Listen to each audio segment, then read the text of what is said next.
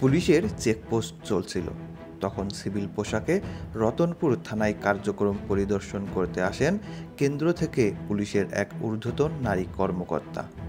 তিনি চেকপোস্টের সংবাদ পেয়ে একটি মোটরসাইকেল নিয়ে এলাকায় প্রবেশ করেন। যথারীতি চেকপোস্টে থামানো হয় তাকে। পুলিশ তার কাছে গাড়ির কাগজ দেখতে চায়। তখন সেই পুলিশ কর্মকর্তা গাড়ির কাগজ দেখান। পরে তার ড্রাইভিং লাইসেন্স দেখতে চাওয়া হয়। তবে তার ড্রাইভিং লাইসেন্স থাকতেও তিনি পরীক্ষা করার জন্য বলেন, আমার লাইসেন্স নেই। তখনই ওই পুলিশ কর্মকর্তাকে নিয়ে পাশ থেকে একজন বলে ওঠেন, চেহারা দেখিয়েই তাহলে সব কিছু চলছে নাকি? তখন ওই কর্মকর্তা কিছুটা বিব্রত হন, তবুও তিনি স্বাভাবিক আচরণ করতে থাকেন। তিনি বলেন, স্যার আমাকে মাফ করে দেন। ডিউটিতে থাকা ওই পুলিশ বলেন, মাফ হবে না, মামলা দিব।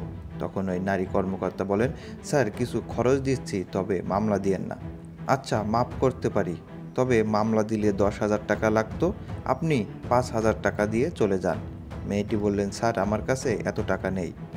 জবাবে বললেন, বেশি কথা বললে মামলা দিয়ে দিব। পরে মেয়েটি বলেন, আচ্ছা স্যার তাহলে আমার গাড়িটা থানায় নিয়ে যান, আমি টাকা দিয়ে আসব। এই বলে পুলিশের ওই নারী ঊর্ধ্বতন কর্মকর্তা চলে যান এবং ওই দিন রাতে পুলিশের পোশাক পরে থানায় যান। থানায় যাওয়ার পরে উল্টা মেয়েটিকেই হেনস্থা করা হয়। থানায় কি ঘটেছিল দেখতে চোখ রাখুন দ্বিতীয় পর্বে।